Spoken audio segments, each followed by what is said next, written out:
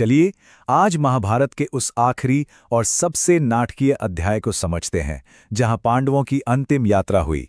एक ऐसी यात्रा जो असल में उनके धर्म की सबसे बड़ी परीक्षा थी। तो सबसे बड़ा सवाल यही है कि सारे पांडवों और द्रौपदी में से सिर्फ और सिर्फ युधिष्ठिर ही क्यों सशरीर स्वर्ग पहुंच पाए। आखिर उनमें ऐसा क्या खास था जो बाकियों में नहीं था। देखिए, युद्ध के बाद 36 साल तक सब ठीक ठाक चला। पांडवों ने हस्तिनापुर पर राज किया, लेकिन फिर एक के बाद एक अशुभ घटनाएं होने लगी। यदुवंश का नाश हो गया और खुद भगवान कृष्ण ने भी अपनी देह त्याग दी। ये संकेत साफ थे कि अब पृथ्वी पर पांडवों का समय भी पूरा हो रहा था। तो जब युधिष्ठिर को लगा कि उनका उद्देश्य पूरा हो गया है, उन्होंने सिंहासन परीक्षित को सौंप दिया और फिर सभी पांडव और द्रौपदी अपनी अंतिम आध्यात्मिक यात्रा के लिए निकल पड़े। उन्होंने राजसी वस्त्र त्याग कर छाल के कपड़े पहने और हिमालय की ओर चल दिए। और जैसे ही उन्होंने शहर का दरवाजा पार किया, एक अकेला कुत्ता भी उनके पीछे पीछे चलने लगा। युधिष्ठिर ने उसे भी अपने साथी के तौर पर अपना लिया। रास्ते में अग्निदेव प्रकट हुए। उन्होंने अर्जुन से कहा कि वो अपना दिव्य गांडीव धनुष और कभी न खत्म होने वाले तरकश त्याग दें। जरा सोचिए, अर्जुन के लिए गांडीव उनकी पहचान थी। उसे छोड़ना ये इस यात्रा की पहली बड़ी कुर्बानी थी। और जैसे जैसे ये सफर आगे बढ़ा, एक एक करके सब गिरने लगे और हर किसी का गिरना उनके चरित्र में छिपी किसी न किसी गहरी कमी को उजागर कर रहा था। सबसे पहले गिरीन, द्रौपदी। वजह उनका पक्षपात।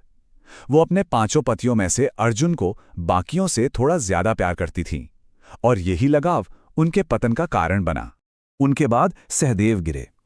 उन्हें अपने ज्ञान पर बहुत अभिमान था। वो मानते थे कि दुनिया में उनसे ज्यादा बुद्धिमान कोई है ही नहीं, और यही अभिमान उन्हें ले डूबा। फिर बारी आई नकुल की, जो अपने असाधारण रूप रंग के लिए जाने जाते थे। उन्हें अपनी सुंदरता पर इतना घमंड था कि वही उनके गिरने की वजह बना। और फिर महान योद्धा अर्जुन भी गिर पड़े। उन्हें अपनी वीरता पर बहुत घमंड था। वो अक्सर कहते थे कि वो एक ही दिन में दुश्मनों का सफाया कर सकते हैं, पर किया नहीं।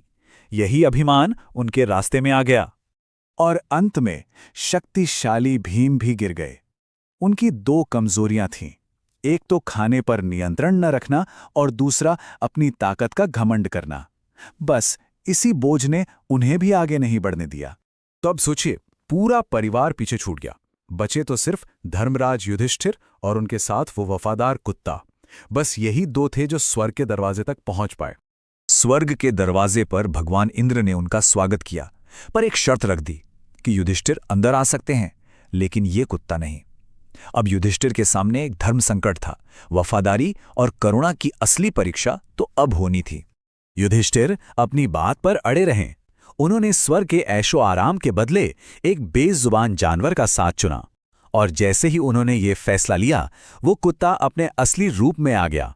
वो कोई और नहीं बल्कि भेष बदले हुए धर्मराज यम थे। युधिष्ठिर इस परीक्षा में पास हो गए थे, लेकिन कहानी अभी खत्म नहीं हुई थी। युधिष्ठिर की परीक्षाएं शायद अभी बाकी थीं। स्वर्ग के अंदर जो उन्होंने देखा, वो किसी सदमे से कम नहीं था। उनका सबसे बड़ा दुश्मन दुर्योधन एक सिंहासन पर बैठा था, पर उनके भाई और द्रौपदी कहीं नजर नहीं आ रहे थे। युधिष्ठिर ने जिद की कि उन्हें अपने परिवार के पास जाना है, तो एक दूत उन्हें एक ऐसे रास्ते पर ले गया जो अंधेरा, बदबूदार और दर्द भरी चीखों से गूंज रहा था। वो रास्ता सीधे नरक की ओर जा रहा था। वहां अपने परिवार को तकलीफ में देखकर युधिष्ठिर ने एक पल भी नहीं सोचा। उन्होंने कहा, अगर मेरे यहां रहने से मेरे भाइयों को आराम मिलता है तो मैं स्वर्ग नहीं, इसी जगह पर रहूंगा। और बस जैसे ही युधिष्ठिर ने यह कहा, वो पूरा का पूरा भयानक मंजर एक पल में गायब हो गया। वो सब एक माया थी, एक आखिरी सबसे कठिन परीक्षा। तब इंद्र ने समझाया कि यह नरक का भ्रम क्यों रचा गया था।